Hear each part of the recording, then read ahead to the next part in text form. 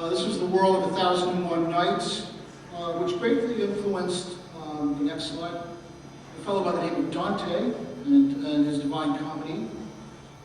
Does that look like a good time? It looks like pledge night at a frat or something. But Dante admitted to being influenced by Muslim poetry. The next one. And you can still hear some of that poetry in places like this. In Morocco, I mentioned this in Steve's class today, the Jamal Fanas Square, where people come and hear storytellers and listen to music and stuff that really dates back, next slide, to the age of the troubadours. And the word troubadour comes to us from Arabic. It's the word taraba, which means to sing, to make music. Next one. The flamenco halls of southern Spain. The dancers there are using steps and movements that were inherited from classical Oriental dance. Next slide. Your phonetic notation, comes to us from Arabic words. Next slide. And a lot of musical instruments, the guitarra, which we now call a guitar, as well as a mandolin, fiddle, bagpipes, trumpet. These all came to us through the Muslim world. Next one. They were also great lovers of little machines and things to do all kinds of fanciful stuff around the house. If you've ever used a vending machine, it's kind of a mechanical descendant of these little toys. Next one. If you had a donkey at your disposal, you could do all kinds of fun things for you with your toy.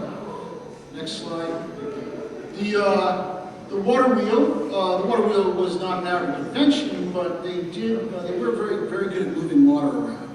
The Romans used water wheels, but the Muslims really took them to dizzying heights of complexity. Next slide. This fellow's literally asleep at the wheel, as you can see. Next slide. A lot of this, the sort of golden age took place here in Andalusia, southern Spain, Al-Andalus. Next slide. Where they had, again, water wheels, next one, and aqueducts. Next slide. You can just kind of go through these for the next few.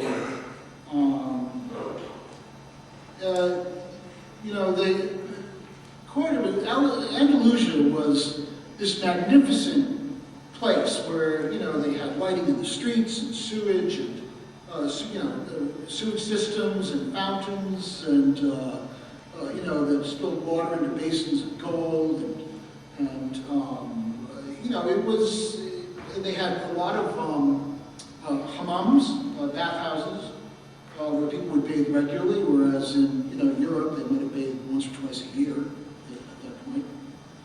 You also have speaking of that, the Muslims also contributed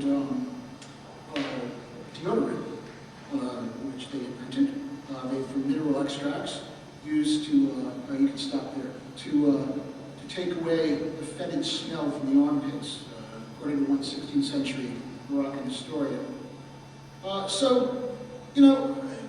Now this is a fanciful Orientalist interpretation of what the interior of a house would have been. I mean, if you went to the expense of building a beautiful house, you wouldn't let your ducks and your camel go in your living room there.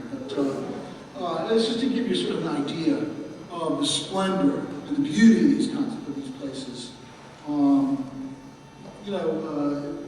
They had a wonderful life in Andalusia. When the Christian knights finally reconquered the Iberian Peninsula, they just couldn't believe the luxury that they were living in there. Next slide. They spent their time, talking about Greek philosophy and playing chess, which was an Indian invention, but again they introduced it to the West. Next slide. They also introduced a lot of things that, like for instance, tonight at dinner. Did I notice the bowls of salad on the table? first, right? Did you have that? And then did you have a main course and a dessert? And like, okay. Well, that is another Arabic invention. Was dinner and courses. It was introduced actually by the guy here playing the lute. His name is Zuryab. He was kind of a sex symbol and a guy who gave him advice on how to keep things in your home. Sort of a cross between Martha Stewart and Elvis.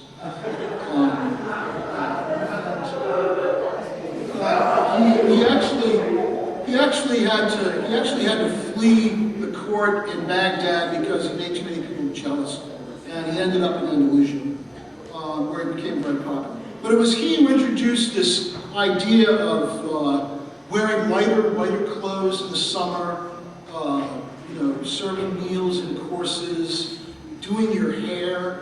I mean, he was a hairdresser, and he was a lot of things.